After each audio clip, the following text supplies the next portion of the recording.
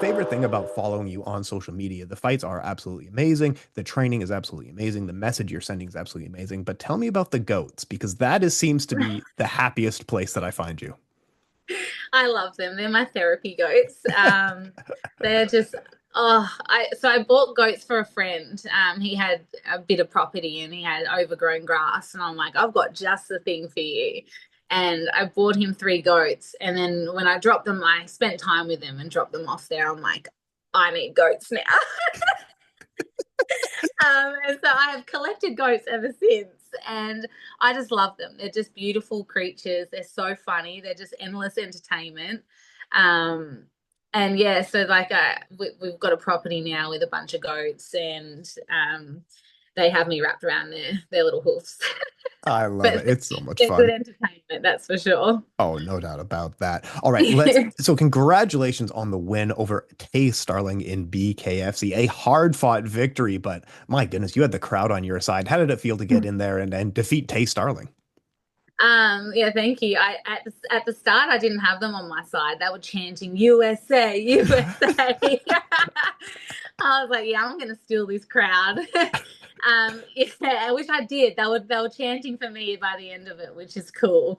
It's always good to turn a crowd back onto your side. So it was a really good fight. I really enjoyed myself out there. I was able to showcase, all the hard work and training of, what I'd been doing for the past year. I wanted to go out there and show a new and improved me, which I think I did. And I really enjoyed myself out there, and then kind of got loose with it at the end of in the fifth round. I kind of like played around with it a little bit. I really wanted the finish though.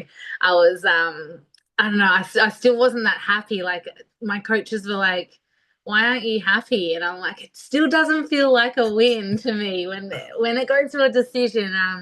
I shouldn't complain because I won, but I really wanted to get that finish and put that, stamp on the victory. And she was really tough. She fought through a lot of adversity in that fight. I saw moments where it looked like she wanted an out, but she kept rallying back and kept rallying back. So she was a good dance partner, and she was very tough. So couldn't get that finish though.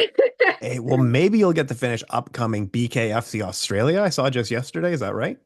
Yeah, no, they just announced it, so I'm very happy. They've been telling me about it for a while now that they're planning on coming, and obviously they're going to get me on it, but it feels real now because it's actually been announced. So hopefully I don't know what date it is though. I'd really like to get on the Dubai card before that if it's going to be later in the year. I like to stay active, and I kind of stamped my feet and threw a tantrum for the past year to get this fight just gone. So they promised to keep me more active this year. So yeah, I'd like to get on the Dubai card and then I'll back it up with the Australian card. So hopefully they can get me those fights.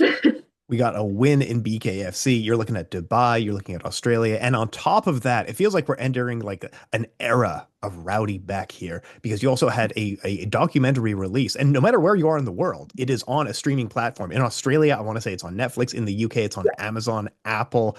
What am I forgetting? What's the other one that it's on? Guy, Google Play as well, Sky. yeah. It's everywhere. So tell me a little bit about Fight to Live and where people can watch it. Yeah, Fight to Live in Australia and New Zealand it's on Netflix, and in the UK and the US it's on Apple, Amazon, Sky, and Google Play. Uh, and it's a documentary that follows me from my early childhood into my fighting career, and touches on my experience with domestic violence. I've been very vocal about that ever since fleeing that terrible relationship, and I've been a big advocate for domestic violence in raising awareness that it happens to anyone. If it can happen to a professional fighter, it could happen to a CEO of a company. And I've been very, I've made a lot of noise about it, and so this doco dives into that experience. But it's not as sad. It's not, it's an emotional documentary. And I going into it, I didn't want people to feel bad. Well, I didn't want people to have sympathy for me. I didn't want them to feel sad coming out of the documentary. And I think Tom Haramis, the producer, did a really good job of telling my story and empowering I think the doco was emotional, but it was inspiring and empowering, and it just shows that no matter what you've been through, it doesn't have to define you, and it's what you do with those um, with with the shitty things that happen to you in life.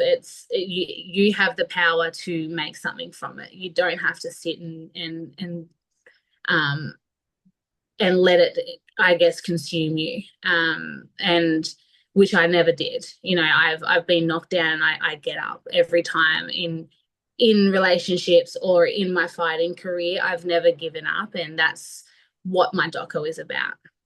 And it's absolutely amazing, and I think I love the line going from victim to conqueror that on the movie. Like, but I think the hardest part, and I've heard this from other women that I've interviewed as well, is that why does it?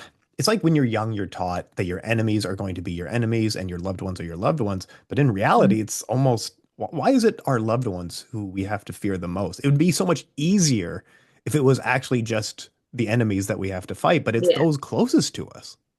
Yeah, and that's, I think, what Tom really did a good job in that documentary was recognizing the red flags in a relationship. Um, so, I think if I had seen my doco, or a doco like mine in high school, I think I would have recognized the red flags a lot earlier. I don't think I would have got deep into the relationship where I felt like it was too late and I was stuck. So yeah, it does a really good job of educating people, the viewer, in recognizing red flags for yourself or for a friend or a loved one that you think maybe they might be in that kind of relationship, and how you can help them and reach out and recognize those red flags. And yeah, it's a sad truth, but um, a woman is most likely to be murdered by their loved one than a complete stranger, and that's really fucking disgusting. It's horrible. The stats last year in Australia alone were crazy. The amount of women that were murdered by a loved one. I'm hoping 2025 we can make a difference, and I really hope that my documentary can help save lives, or help others not get stuck in that situation. Oh yeah, completely. It's like the most common person that you have to look out for is your spouse or a person in Mhm. power, like a teacher or professor or even a gym coach are extremely Mhm. common. It's always usually a person in a position of power who knows the person. But what are Yeah. some of the signs for women, men, anyone watching who are suspicious? What it's hard to spot red flags when you're in the relationship, but what are some of the Mhm. signs that someone can look for when looking for emotional manipulation?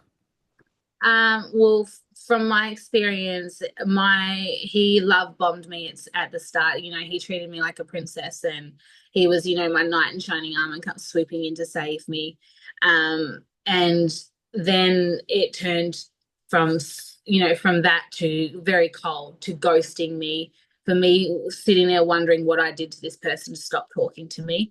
And what I didn't recognize back then was he was seeing how far he could manipulate me into thinking I was the one at fault. And, I was always looking at, what did I say wrong? What did I do wrong? And I think that's a really big red flag for people to recognize, is the emotional manipulation. And that was, from my experience, that's how he kind of got his daggers in, I guess, and realized that I was the one that he could get his teeth into, and I would, put up with it. But yeah, there's lots of red flags, but that was the number one for me at the beginning of the relationship.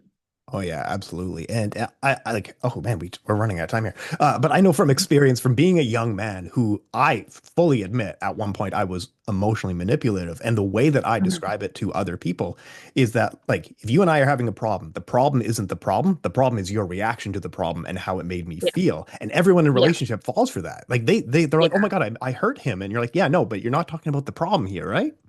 Yeah, yeah. It's good that you can recognize that, though. I think a lot of, like, even as a teenager growing in relationships, everyone's guilty of being manipulative to get, what they want. And I think it's about recognizing it and realizing that, oh, hang on a minute, that's not okay. That's a me problem. That's not a you problem, and I need to figure that out, why I feel this way, or why I feel I need to do this and make you feel this way to get what I want. And yeah, I definitely think that emotional intelligence should be something that's studied in school, taught in school, not just sex education, but emotional intelligence, relationship intelligence, things like that could really help. Amazing, amazing. Now I'm going to put the links down below for everyone. Hugely appreciate your time. I got through one of my questions. Like we should do a longer version of this in the future. But I hugely appreciate your time. Last word goes to you. Talk us on out of here. Shout out who you need to shout out. All that good stuff. Yeah, just hit up my documentary. It's on Netflix, on Google, Apple, Amazon. Please watch it. I promise you will feel inspired and empowered, and show your loved ones. You never know who you could help. Thank you so much for your time. Make sure to subscribe to the LowKick MMA YouTube channel for all the latest news, event previews, and interviews with some of the biggest stars in MMA.